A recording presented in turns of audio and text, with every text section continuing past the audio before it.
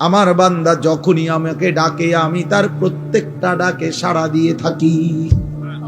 জমিন থেকে বলে বান্দা, জমিন থেকে বান্দা বলে আল্লাহ, রব্বে করিম আর শাজিম থেকে বলে বলো না বান্দা, বলো না।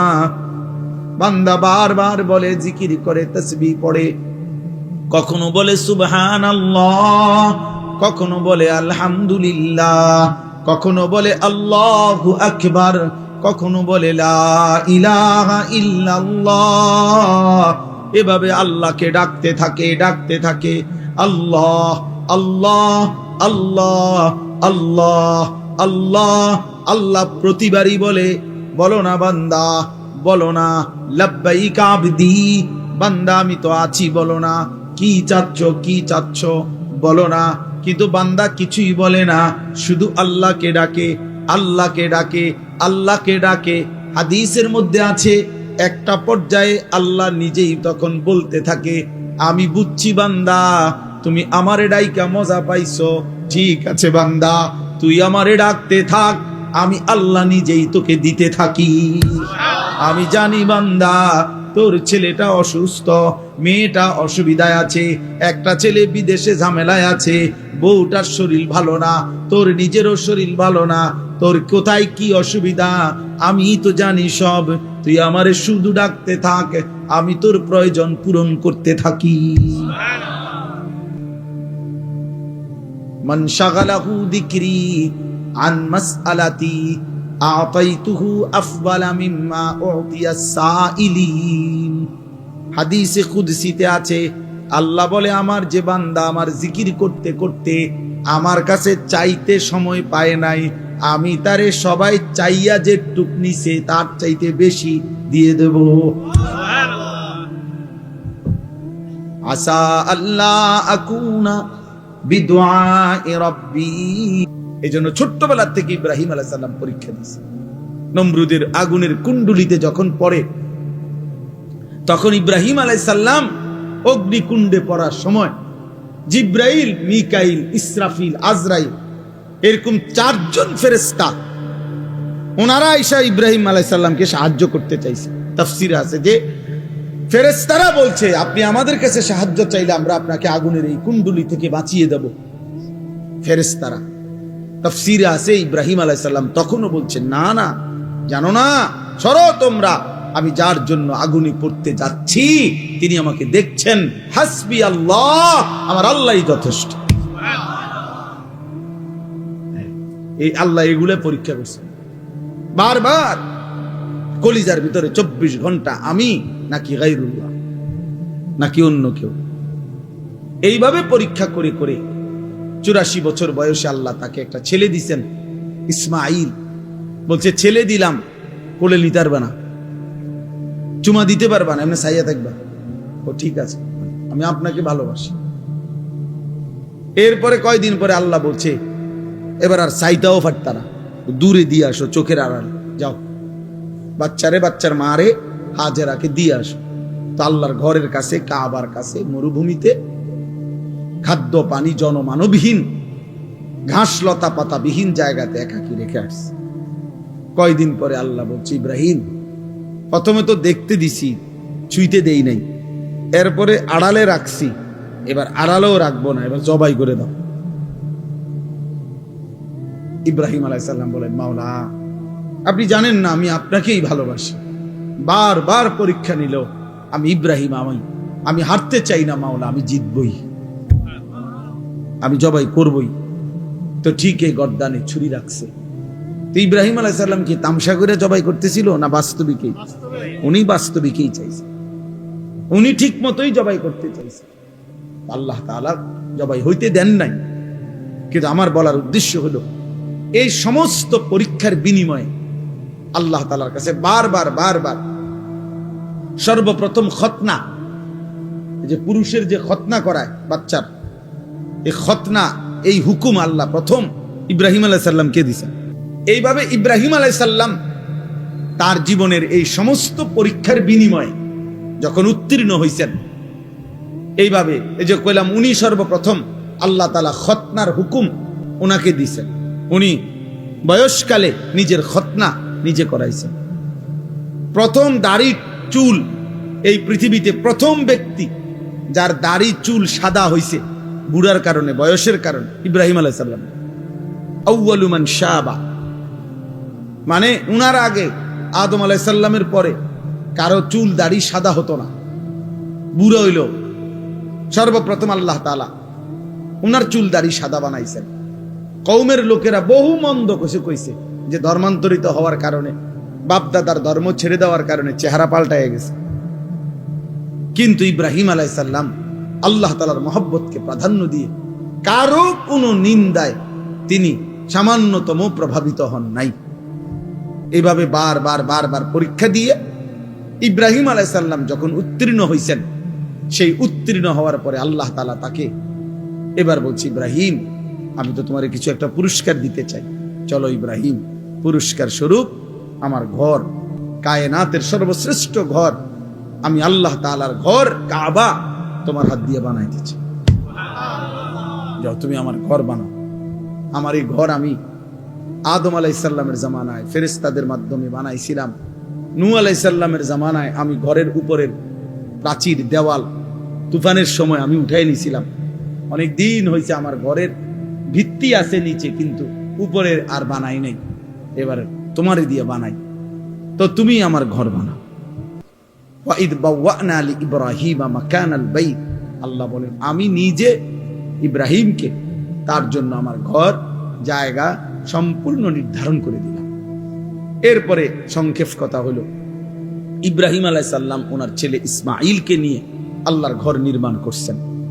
আল্লাহর ঘর নির্মাণ করার পরে আল্লাহ তাআলা তখন এই আয়াত আল্লাহ বলছে, ওয়াআদ্দিন ফিন নাস বিল হজ, ইব্রাহিম তুমি যেহেতু আমার ঘর বানিয়েছ, অতএব আমার এই ঘরকে কেন্দ্র করে সারা পৃথিবীর আমার বান্দাদেরকে ঘোষণা দাও যে তারা যেন আমার এই ঘরকে উদ্দেশ্য করে হজে আসে। ওয়াআদ্দিন ফিন নাস বিল হজ, হজ্জের ঘোষণা দাও। ইব্রাহিম আলাইহিস সালাম বললেন, আয় মাওলা, এত দূর দূরান্তে আপনার বান্দাদের কাছে আমি আওয়াজ পৌঁছাবো কেমন? আমি ডাক দিলে শুনবে কয়জন? তো আল্লাহ তাআলা বললেন, ইব্রাহিম আওয়াজ দেওয়া, ডাক দেওয়া, আহ্বান করা, আজান দেওয়া এটা তোমার দায়িত্ব, পৌঁছানো আমার দায়িত্ব। আলাইয়াল বালাগ, আমার দায়িত্ব পৌঁছানো, আমার দায়িত্ব। এই জন্য প্রতিটা মুয়াজ্জিন মসজিদে যিনি আজান দেয়, প্রত্যেক মুয়াজ্জিন তাকে যেন আল্লাহ বলে যে আমার ঘরে তুই আজান দাও, তুমি শুধু আওয়াজ বের করো, আমার বান্দার কলিজার মধ্যে কে নামাজি হবে আমি আল্লাহ পৌঁছায়া দেব। এই জন্য মুয়াজ্জিন বড় দাম, মুয়াজ্জিন খুব দাম, খুব দাম। যত মানুষ আল্লাহর দিকে মানুষকে ডাকে, তন্মধ্যে সর্বশ্রেষ্ঠ ডাক আল্লাহর দিকে, সর্বশ্রেষ্ঠ দাওয়াত মুয়াজ্জিনের দাওয়াত। জানেন সর্বশ্রেষ্ঠ দাওয়াত কোনটা? আজান, পূর্ণাঙ্গ দাওয়াত। এজন্য পৃথিবীর কোন বক্তা, ওয়াইজ, পীর, একেবারে যত বড় বুজুর্গ হোক, যারা মানুষকে আল্লাহর দিকে ডাকে, ওনাদের সকলের দাওয়াতের চাইতে শ্রেষ্ঠ পূর্ণাঙ্গ পরিপূর্ণ দাওয়াত হলো মুয়াজ্জিনের দাওয়াত, তাওহীদের দাওয়াত। প্রমাণ কি? প্রমাণ হলো এই আজানের দোয়া। এই দোয়াটাই কম কি? আজানের দোয়া নবীজি বলছেন, আজানের দোয়ার মধ্যেই নবীজি আজানকে বলছেন আল্লাহুম্মা রাব্বা হাযিহিদ দাওয়াতিত তাম্মা। এই যে দাওয়াতিত তাম্মা মানে হলো পূর্ণাঙ্গ দাওয়াত। কি? আজান। আজান নবীজি এখানে পূর্ণাঙ্গ দাওয়াত বলছে কোনটারে? হ্যাঁ, এই জন্য আজান আমাদের দেশে খুব গাফলতি। গ্রামের বুড়া অসল 200 বছরের বুড়া একজনের দায়িত্ব দিয়ে দিছে, এবার আজান দেয়া যায় 300 বছর ধরে এরকম করে। আজান মানে না, মানে মস্কারি করে। আর হুজুর আজান কদ্দুর বোঝেন তো, আর এটা লাগে একজন লোক রাখিয়া হুদা ঝামেলা বাড়াই লাভ। আজানে না কদ্দুর, এটা বলে আজান কদ্দুর।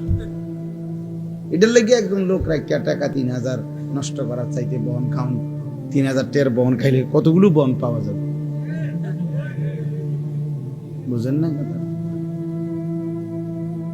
আশ্চর্য, আফসোস, অসংখ্য মসজিদ খামখেয়ালি করে মুয়াজ্জিন রাখেন, মনে করে এটা কিচ্ছু না, এটা আজান কদ্দুর হুজুর, এটা আবার এটা লেগে এত একটা লোক রাখতো, কিন্তু একজন দিলেই তৈরি, একজন যদি দিলেই হইলো এটা হইতো, তো রাসূলুল্লাহ সাল্লাল্লাহু আলাইহি সাল্লামের জামানায় সমস্ত সাহাবী তো আজান দিতে পারতো, তো আলাদা বেলালকে নির্ধারণ করা হলো কেন? কথা বলেন না কেন? আলাদা নির্ধারণ করা হলো কেন? রাসূলুল্লাহ সাল্লাল্লাহু আলাইহি সাল্লাম মুয়াজ্জিন নির্ধারণ করছেন কিনা বলেন? তাইলে এটা খেয়াল করুন। মসজিদের ইমাম, মসজিদের মুয়াজ্জিন মসজিদের সমস্ত টাইলসের চাইতেও দাম। মসজিদ টাইলস না হলেও চলতো, কিন্তু মুয়াজ্জিন থাকা দরকার ছিল। মসজিদে SS5 এর গেট না লাগাইলেও চলতো, মসজিদে উপযুক্ত ইমাম থাকা দরকার ছিল। আগে কইয়া লয় 4000 টাকা 5000 টাকার ভিতরে হুজুর একজন হুজুর দেন, 5000 এর ভিতরে, হ্যাঁ হুজুরে দিতে হইবে 5000 এর ভিতরে। আমি অনেকের জিজ্ঞাসা করছি যে চাচা 5000 টাকাটা কি দিন ধরছেন না শরীরের ওজনে ধরছেন না কি হিসেবে, মানে হুজুর মিলাইছেন কেমনে, যে ডেইলি 300 কইরা না 200 কইরা না কেমনে মিলাইলেন 5000? নাকি হুজুরের শরীরের ওজন, যদি হুজুরের ওজন হয় আপনার 60 কেজি, তাহলে বেতনে 5000 কেমনে মিলাইছেন?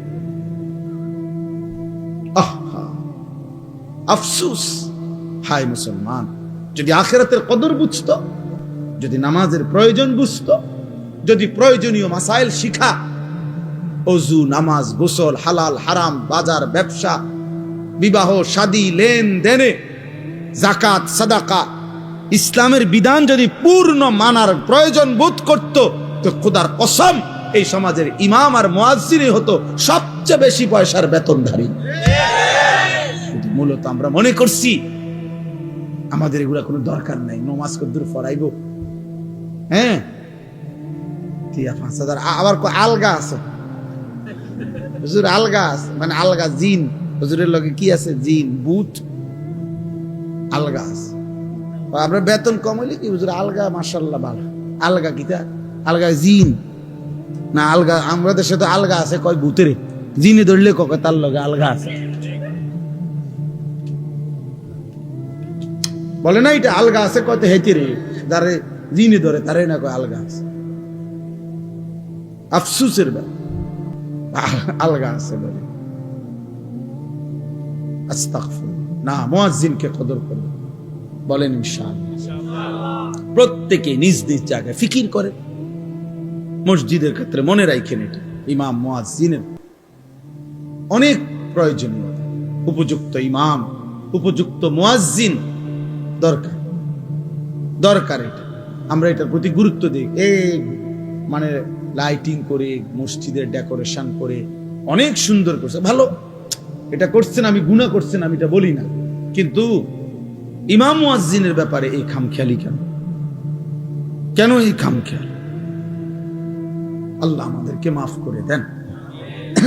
চলেন তো, এরপরে আল্লাহ তাআলা বললেন আজানের, মানে হজ্জের আজান দাও, এলান করো।